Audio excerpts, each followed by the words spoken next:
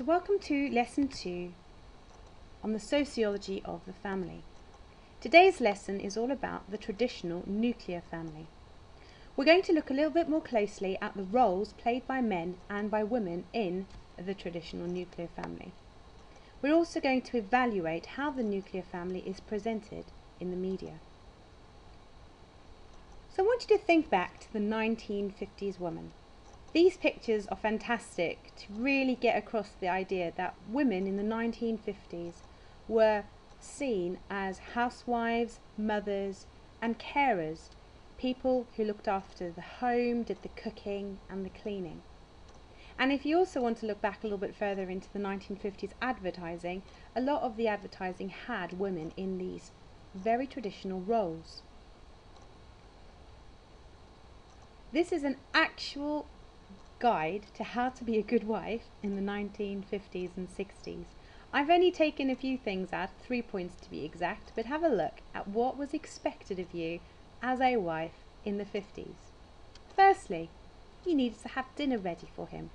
Plan ahead even the night before to make a delicious meal on time. This is a way of letting him know that you have been thinking about him and are concerned about his needs. This is my personal favourite. Prepare yourself. Take 15 minutes to rest so that you will be refreshed when he arrives. Touch up your makeup, put a ribbon in your hair, and be fresh looking. Be lively and interesting. His boring day may need a lift. And then finally, make him comfortable. Speak in a low, soft, soothing and pleasant voice. Allow him to relax. Okay. So this brings us on to the traditional roles and power relationships in the family. Remember, we are focusing today on the nuclear family. Throughout history, the roles of men and women have been very traditional. We've said this before, but traditionally, men have been seen to be the breadwinner, the one who goes out, makes money and brings it back into the family. The sociological term that you need to know for this is that is the instrumental role. Women, however, are seen as the homekeeper, and they therefore have an expressive role. When partners do not share housework and childcare decisions and leisure time, they are said to have segregated conjugal roles. Feminist sociologists view these traditional relationships as patriarchal. Patriarchal means male-dominated, and they suggest that women are treated unequally and also children may suffer as a result of this. Stop the video for a few seconds, or maybe even a minute, and think, do you think men are less suited to childcare and housework tasks than women? And then I'd like you to explain your answer.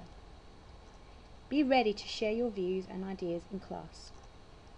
But before we move on, make sure that you know the meaning of instrumental role, expressive role, segregated conjugal roles, and patriarchal. The other word for patriarchal is patriarchy.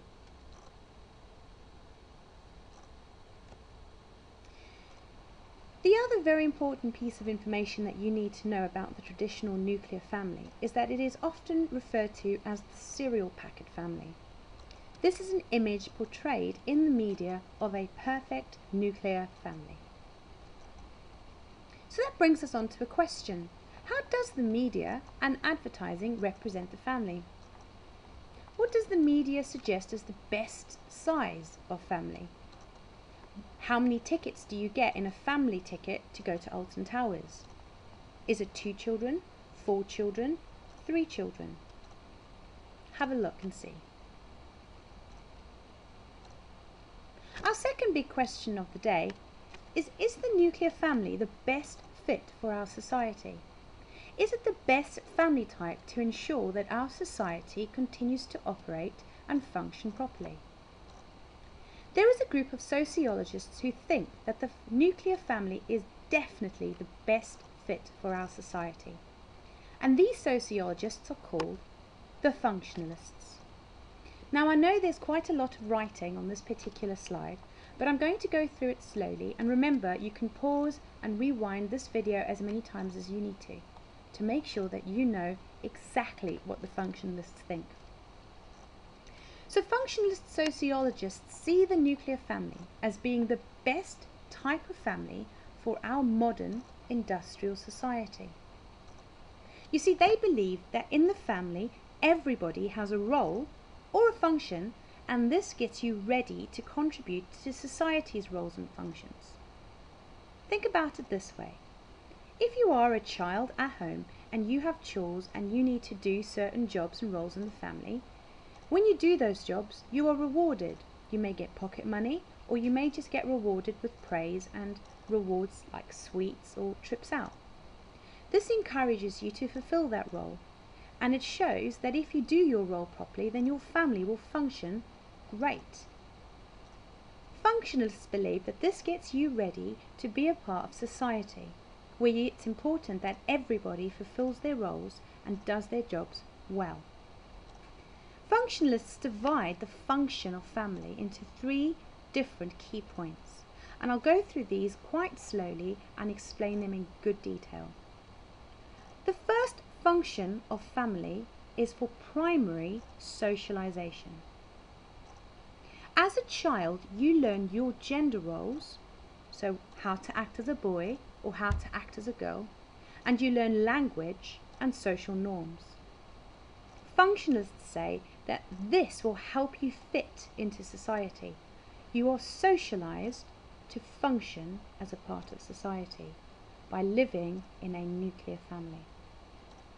The second function of family, according to functionalists, is reproduction. The nuclear family provides society with more children who will grow into good workers. And thirdly, the nuclear family provides all of its members with economic and emotional support. This will make them more effective members of society, and this is due to strong conjugal bonds between the couples.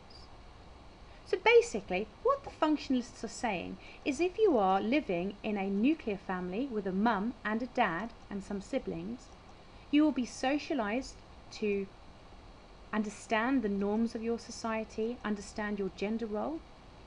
It will teach you how to function as a part of a greater or bigger group.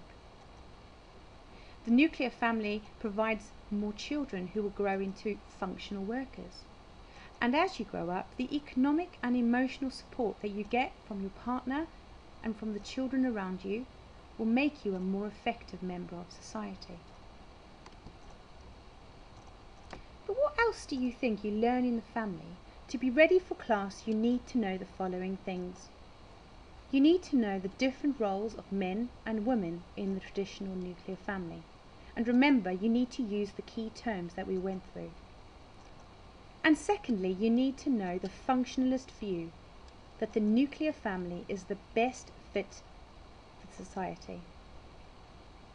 You also need to know what the functionalists argue are the 3 main functions of the family.